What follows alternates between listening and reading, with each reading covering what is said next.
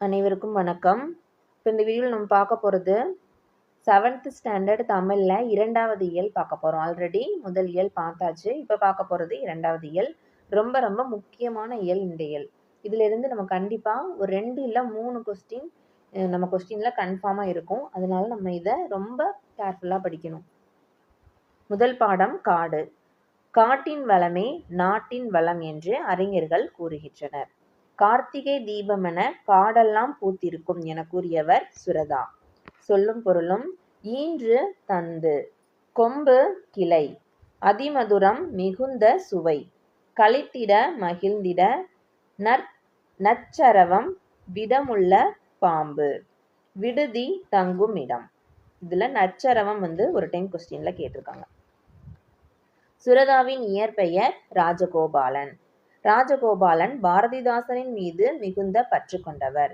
பாரதிதாசனின் இயற்பெயர் சுப்புரத்தினம். எனவே தனது பெயரை சுப்புரத்தினதாசன், அதன் சுருக்கமான சுரதா அப்படின்னு மாத்திக்கிட்டாரு.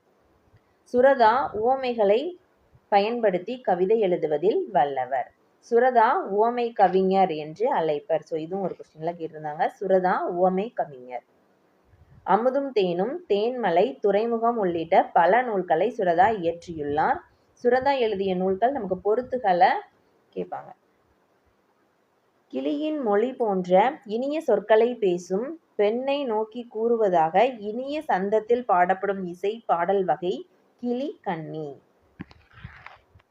காட்டை குறிக்கும் வேறு பெயர்கள்: கா, கால், கான், கானகம், அடவி, அரண், ஆரணி, புறவு, பொற்றை, பொழில், தில்லம், அழுவம், இயைவு, பலவம், முளரி, வல்லை, விடர், வியல், வனம், முதை, மிலை, இரும்பு, சுரம், பொச்சை, பொதி, முளி, அரில், அரல், பதுக்கை, கணையம். இது எல்லாமே காட்டை குறிக்கும் வேறு பெயர்கள். Book back question. சரியான விடையை தேர்ந்தெடுத்து எழுதுக. வாழை கன்றை ஈன்றது. காடலாம் காடு கூட்டல் எல்லாம், கிழங்கெடுக்கும் கிழங்கு கூட்டல் எடுக்கும், காட்டு பூக்களுக்கு கார்த்திகை விளக்கை சுரதா ஓமையா சொல்லியிருப்பாங்க. சுரதானாலே ஓமை கவிஞர். காட்டு பூக்களுக்கு கார்த்திகை விளக்கை ஓமையாக கூறியவர் சுரதா.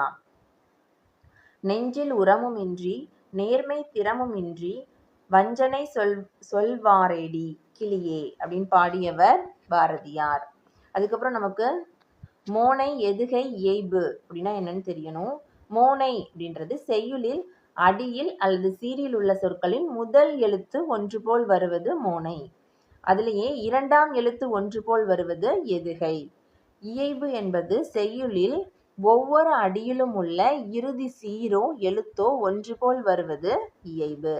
எடுத்துக்காட்டு இதுலலாம் பாருங்க. முதல் எழுத்து ஒன்றி வந்திருக்கு. பார்த்திட பார்வை, காடு காய்கனி, பச்சை பன்றி, நச்சர நரியலாம், சிங்கம் சிறுத்தை. எதுகை சொற்கள்னா இரண்டாவது எழுத்து ஒன்றி வருவது. இது எல்லாத்துலயுமே இரண்டாவது எழுத்து நமக்கு ஒன்றி வந்திருக்கு. இயைபு சொற்கள் அப்படின்றது இங்க பாருங்க. ஈன்றெடுக்கும், நிழல் கொடுக்கும். இது ரெண்டும் லாஸ்ட் முடியும் போது ஒரே மாதிரி ரைமிங்கா முடியணும். கனி பறிக்கும், தடை இருக்கும், கிழங்கெடுக்கும். இந்த மாதிரி முடிகிறது. இக்கும் முடியுது இல்லையா, அது எல்லாமே இயைபு சொற்கள். அப்படியே நிற்கட்டும் அந்த மரம். நிலமடந்தைக்கு இயற்கை சூடிய மணி மகுடங்களே மரங்கள். ஊரின் வடகோடியில் அந்த மரம் 5 வயதில் பார்த்த போதும் இப்படியே தான் இருந்தது, 50 தாண்டி இன்றும் அப்படியே தான் இருக்கிறது என்று கூறியவர் ராஜமார்த்தாண்டன்.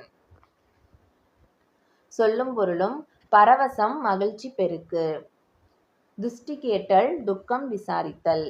ராஜமார்த்தாண்டன் கொல்லிப்பாவை என்னும் சிற்றிதழை நடத்தியவர். ராஜமார்த்தாண்டன் கவிதைகள் என்னும் நூலுக்காக தமிழ் வளர்ச்சி துறையின் பரிசு பெற்றவர். ராஜமார்த்தாண்டன் சிறந்த தமிழ் கவிதைகளை தொகுத்து கொங்குதேர் வாழ்க்கை என்னும் தலைப்பில் நூலாக்கியுள்ளார். சரியான விடையை தேர்ந்தெடுத்து எழுதுக. நாவப்பழத்திற்கு உவமையாக கூறப்படுவது கோழிக்குண்டு. இது ஒரு டைம் கொஸ்டின் நம்ம கேட்டிருந்தாங்க. சுட்ட பழங்கள் என்று குறிப்பிடப்படுபவை மண் ஒட்டிய பழங்கள். இதுவும் இருந்தது. பெயரறியா, பெயர் கூட்டல் அறியா, மனமில்லை மனம் கூட்டல் இல்லை, நேற்று கூட்டல் இரவு நேற்றிரவு. அடுத்து விலங்குகளின் உலகம். முண்டந்துறை புலிகள் காப்பகம் தமிழ்நாட்டின் 2வது மிகப்பெரிய காப்பகம். இதோட பரப்பளவு 895 சதுர கிலோமீட்டர். உலகில் 2 வகையான யானைகள் உள்ளன. ஒன்று ஆசிய யானை, இன்னொன்று ஆப்பிரிக்க யானை. ஆசிய யானைகளில் ஆண் யானைக்கு தந்தம் உண்டு, பெண் யானைக்கு தந்தம் இல்லை. ஆப்பிரிக்க யானைகளில் 2க்குமே தந்தம் உண்டு. யானைகள் எப்போதும் கூட்டமாகத்தான் வாழும். இந்த கூட்டத்திற்கு ஒரு பெண் யானைதான் தலைமை தாங்கும். யானைகள் தங்களுக்கு தேவையான தண்ணீர், உணவு ஆகியவற்றிற்காக இடம்பெயர்ந்து கொண்டே இருக்கும். யானையின் ஒரு நாள் ஒன்றுக்கு 250 கிலோ புல் இலைத்தலைகளை உணவாக உட்கொள்ளும். யானைகள் குடிக்க 65 லிட்டர் தண்ணீர் தேவைப்படும். யானை மிகுந்த நினைவாற்றல் கொண்ட விலங்கு. கண் பார்வை குறைவு, கேட்கும் ஆற்றலும் மோப்ப சக்தியும் மிகுதி. அடுத்து கரடி. கரடி ஓர் அனைத்துண்ணி. கரடி பழங்கள், தேன் போன்றவற்றை உண்பதற்காக மரங்களில் ஏறும். கரடிக்கு பிடித்த உணவு கரையான். தமிழ்நாட்டில் வனக்கல்லூரி அமைந்துள்ள இடம் மேட்டுப்பாளையம். நன்கு வளர்ந்த கரடி 160 கிலோ எடை வரை இருக்கும். அடுத்து புலிகள் பத்தி. புலிகள் தனித்து வாழும் இயல்புடையவை. ஒரு குறிப்பிட்ட எல்லைக்குள் ஒரு புலி மட்டுமே வாழும். புலிதான் ஒரு நாட்டின் வளத்தை குறிக்கும் குறியீடு. புலி ஒரு பண்புள்ள விலங்கு. இது கேட்டிருந்தாங்க. பண்புள்ள விலங்கு புலி. காட்டுக்கு அரசன் சிங்கம். உலகில் ஆசிய சிங்கம், ஆப்பிரிக்க சிங்கம் என 2 வகை சிங்கங்கள் வாழ்கின்றன. இந்தியாவில் குஜராத் மாநிலத்தில் கிர் சரணாலயத்தில் மட்டுமே ஆசிய சிங்கங்கள் உள்ளன. நீளம், உயரம், பருமன், எடை, பலம், வேட்டை திறன் ஆகிய அனைத்திலும் சிங்கத்தை விட புலியே உயர்ந்தது. எனவே இயற்கை விஞ்ஞானிகள் புலியையே காட்டின் அரசன் என்கின்றனர். இது நமக்கு கேட்டிருக்காங்க. அதாவது இயற்கை விஞ்ஞானிகள் டேஸ் காட்டுக்கு அரசன் என்கிறார்கள் அப்படின்னு நம்ம சிங்கம் போட்டக்கூடாது, புலி. இந்தியாவில் சருகுமான், மிலாமான், வெளிமான் என பல வகையான மான்கள் உண்டு. எல்லா வகை மான்களிலும் நம் நாட்டு புள்ளிமான்களே அழகில் சிறந்தவை. Book back question. ஆசிய யானைகளில் ஆண், பெண் யானைகளை வேறுபடுத்துவது தந்தம். தமிழகத்தில் புலிகள் காப்பகம் அமைந்துள்ள இடம் முண்டந்துறை. காட்டாறு, காடு கூட்டல் ஆறு, அனைத்துண்ணி, அனைத்து கூட்டல் உண்ணி, நேரம் கூட்டல் ஆகி, நேரமாகி, வேட்டை கூட்டல் ஆடிய, வேட்டையாடிய. கோடிட்ட இடத்தை நிரப்புக. காட்டின் வளத்தை குறிக்கும் குறியீடு என்று அழைக்கப்படும் விலங்கு புலி. யானை கூட்டத்திற்கு ஒரு பெண் யானைதான் தலைமை தாங்கும். கரடிகளை தேனீக்களிடமிருந்து காப்பாற்றுவது அதன் அடர்ந்த முடிகள். இந்திய வனமகன் ரொம்ப முக்கியமான பாடம். அஸ்ஸாம் மாநிலத்தில் ஜோர்விராட் மாவட்டத்தை சேர்ந்தவர் ஜதேவ். ஏதாவது இவரோட பெயர் மட்டும் கொஞ்சம் டிஃபிகல்ட்டா இருக்கும். ஆனால் இவர் ஒரு பெரிய ஒரு காட்டையே உருவாக்கியிருப்பாரு. ஓகே. ஜாதவ் பயேங். ஜாதவ் பயேங் இந்தியாவின் வனமகன் என்று அழைக்கப்படுகிறார். இவர் பிரம்மபுத்திரா ஆற்றின் நடுவே உள்ள மிக பெரிய தீவில் தனது கடின உழைப்பால் ஒரு காட்டை உருவாக்கினார். அதாவது இது ஒரு சின்ன கதை மாதிரி இருக்கும். இவர் ஒரு சும்மா சுத்தி போகும்போது ஒரு பாம்பு தண்ணியில அடிச்சுட்டு ஒரு கரையோரமா ஒதுங்கி இருக்கும். அங்க நிறைய பாம்புகள் துடிச்சு இறந்துட்டு இருக்கிறத பார்ப்பாரு. இப்போ எதுக்காக இப்படிலாம் இறக்குதுன்னு பார்க்கும்போது இங்க அந்த வெளியில, அதாவது அந்த மணல் வெளியில ரொம்ப சூடு அதிகமா இருக்கு. காடுகள், மரங்கள் எதுவுமே இல்லாததுனால அந்த பாம்புகள்லாம் இறந்து போகுது. பறவைகள் எதுவுமே இங்க தங்குறது இல்லை. பறவைகள் வந்தாலும் உயிர் வாழ்றதுக்கு ஏற்ற இது இல்லைன்ற மாதிரி அங்க உள்ளவங்க எல்லாம் சொல்லுவாங்க. இப்போ இவ்வளோ பெரிய இடத்துல ஒரு காட்டையே உருவாக்கலாம் அப்படின்னு சொல்லி பிளான் பண்ணி தான் அவரு அந்த காட்டை உருவாக்குவாரு. அது எங்க அப்படின்னா பிரம்மபுத்திரா ஆற்றின் நடுவே. சரியா? அங்க ஒரு தீவு இருக்கும். அங்க ஜாதவ் பயேங் யானைகளின் வருகையை தமது உழைப்பிற்கு கிடைத்த பரிசாக கருதியவர். அத்தீவில் மூங்கில் மரங்கள் மட்டுமே வளரும். அசாம் வேளாண்மை பல்கலைக்கழகம் பல்கலைக்கழக பேராசிரியர் ஜாதுநாத். மண்ணின் தன்மையை அதற்கு ஏற்ப மாற்ற மண்புழுக்கள் மட்டுமின்றி சிவப்பு கட்டெறும்புகளும் உதவும். யானைகள் தங்கியிருக்கும் காடுதான் வளமான காடு. காட்டின் வளம் என்று குறிக்கப்படும் விலங்கு புலிகள். 2012ஆம் ஆண்டு ஜவஹர்லால் நேரு பல்கலைக்கழகம் ஜாதவுக்கு இந்திய வனமகன் என்னும் பட்டத்தை வழங்கியது. ஜாதவுக்கு 2015ஆம் ஆண்டு இந்திய அரசு பத்மஸ்ரீ விருதை வழங்கியுள்ளது. கவுகாத்தி பல்கலைக்கழகம் ஜாதவுக்கு மதிப்புறு முனைவர் பட்டம் வழங்கியுள்ளது. இந்த காடு பற்றி டைம்ஸ் ஆஃப் இந்தியா இதழில் செய்தி வெளிவந்தது. அடுத்து இலக்கணம். 4 வகையான குறுக்கங்கள், அதாவது சார்பெழுத்துக்கள்ல நமக்கு ஐகார குறுக்கம், ஔகார குறுக்கம், மகர குறுக்கம், ஆயுத குறுக்கம் அப்படின்னு 4 வகைகள் உண்டு. மொத்தம் 10 வகை சார்பெழுத்துக்கள். அதுல இந்த 4 வகைகளும் உண்டு. அதை பத்தி மட்டுமே இதுல பார்ப்போம். ஒவ்வொரு எழுத்துக்கும் அதை ஒலிப்பதற்கு உரிய கால அளவு மாத்திரை என்பர். சில எழுத்துக்கள் சில இடங்களில் தமக்குரிய கால அளவை விட குறைவாக ஒலிக்கும். அதைதான் நம்ம குறுக்கங்கள் என்கிறோம். ஃபர்ஸ்ட் ஐகார குறுக்கம். ஐ, கை, பை என ஐகார எழுத்து தனித்து வரும்போது தனக்குரிய 2 மாத்திரை அளவில் முழுமையாக ஒலிக்கும். எப்போனா தனித்து வரும்போது. வையம், சமையல், பறவை என சொற்களின் முதல், இடை, இறுதி ஆகிய இடங்களில் வரும்போது தனக்குரிய 2 மாத்திரை அளவிலிருந்து குறைந்து ஒலிக்கும். ஐகாரம் சொல்லில் முதலில் வரும்போது 1½ மாத்திரை அளவில் ஒலிக்கும். இடையிலும் இறுதியிலும் வரும்போது 1 மாத்திரை அளவில் ஒலிக்கும். அடுத்து ஔகார குறுக்கம். ஔ, வவ் என ஔகார எழுத்து தனித்து வரும்போது தனக்குரிய 2 மாத்திரை அளவில் முழுமையாக ஒலிக்கும். ஔவையார், வௌவால் என சொற்களின் முதலில் வரும்போது 1½ மாத்திரை அளவில் ஒலிக்கிறது. ஔகார குறுக்கம் சொல்லின் இடையிலும் இறுதியிலும் வராது. அடுத்து 3வது. இம் என்னும் எழுத்து தனக்குரிய அரை மாத்திரை அளவில் இருந்து குறைந்து 1/4 மாத்திரை அளவாக ஒலிப்பது மகர குறுக்கம். மகர குறுக்கத்துக்கு நமக்கு எடுத்துக்காட்டு கொடுத்துதான் இது என்ன குறுக்கம்னு கேட்குறாங்க. போலும் மருளும், போன் மருண், தரும் வளவன். இதை மட்டும் பார்த்து வச்சுக்கோங்க. அடுத்த ஆயுத குறுக்கம். அஃது, எஃகு ஆகிய சொற்களில் ஆயுத எழுத்து தனக்குரிய அரை மாத்திரை அளவில் முழுமையாக ஒலிக்கிறது. ஆனா முள் கூட்டல் தீது என்பது முற்றீது, கல் கூட்டல் தீது என்பது கற்றீது. இந்த மாதிரி சொற்கள்ல தனக்குரிய அரை மாத்திரை அளவிலிருந்து 1/4 மாத்திரை அளவாக குறைந்து ஒலிக்கும். இதுதான் ஆயுத குறுக்கம். அடுத்து புக் பேக் கொஸ்டின். சரியான விடையை தேர்ந்தெடுத்து எழுதுக.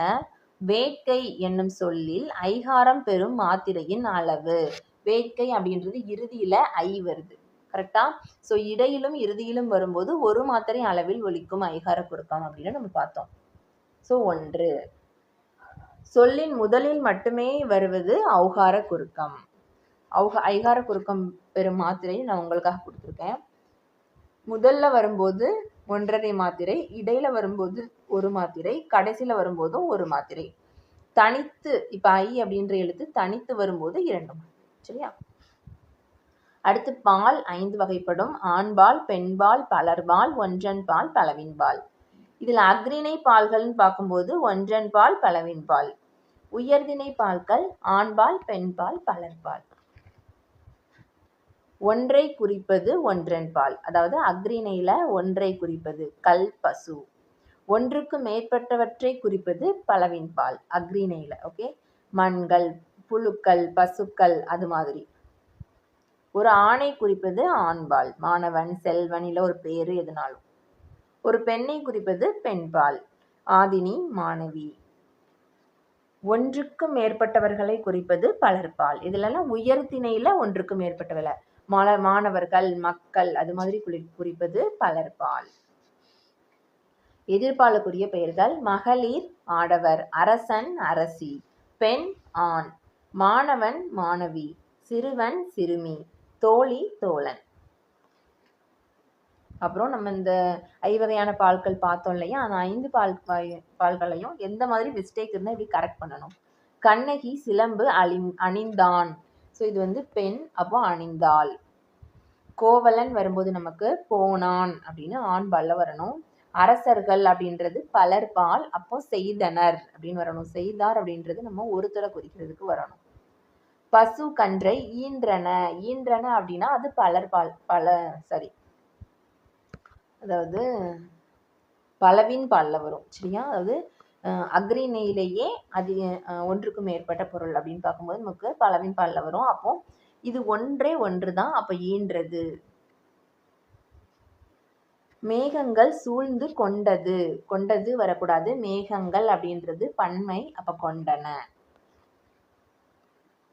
கலைச்சொற்கள்: தீவு ஐலாண்ட், இயற்கை வளம் நேச்சுரல் ரிசோர்ஸ், வனவிலங்குகள் வைல்ட் அனிமல்ஸ், வன பாதுகாவலர் ஃபாரஸ்ட் கன்சர்வேட்டர், உவமை பேரபிள், காடு ஜங்கிள், வனவியல் ஃபாரஸ்ட்ரி, பல்லுயிர் மண்டலம் பயோ டைவர்சிட்டி. இதுல பேரபிள் நமக்கு ஒரு டைம் கேட்டிருக்காங்க, உவமை.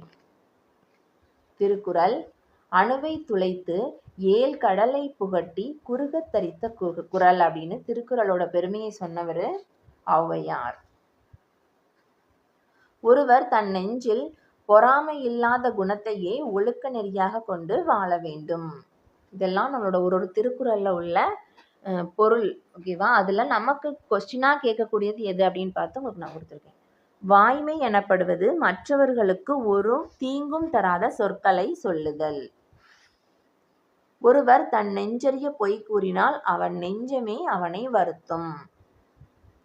உள்ளத்தில் பொய் இல்லாமல் வாழ்பவர் உலகத்தார் உள்ளங்கையில் எல்லாம் இருப்பவர் ஆவார். திருக்குறளை தந்த திருவள்ளுவர் 2000 ஆண்டுகளுக்கு முற்பட்டவர். திருவள்ளுவர் முதற்பாவலர், பொய்யில் புலவர், சென்னா போதார் போன்ற சிறப்பு பெயர்களாலும் குறிப்பிடப்படுகிறார். தமிழ் நூல்களில் திரு என்னும் அடைமொழியோடு வருகின்ற முதல் நூல் திருக்குறள். திருக்குறள் அறத்துப்பால், பொருள்பால், இன்பத்துப்பால் என்னும் 3 பகுப்புகளை கொண்டது. இப்போ நம்ம சிம்பிளா இதான் படிப்போம். நமக்கு கேட்குற கொஸ்டின் அறத்துப்பால்ல 38 அதிகாரம், அதாவது 380 குறள், பொருள்பால்ல 70 அதிகாரம் 700 குறள், இன்பத்துப்பால்ல 25 அதிகாரம் 250 குறள். மொத்தம் 133 அதிகாரங்கள். அதிகாரத்திற்கு 10 குறட்பாக்கள் வீதம் 1330 குறட்பாக்கள். திருக்குறள் முப்பால், தெய்வ நூல், பொய்யாமொழி போன்ற பிற பெயர்களும் உள்ளன. சரியான விடையை தேர்ந்தெடுத்து எழுதுக. வாய்மை எனப்படுவது தீங்கு தராத சொற்களை பேசுதல்.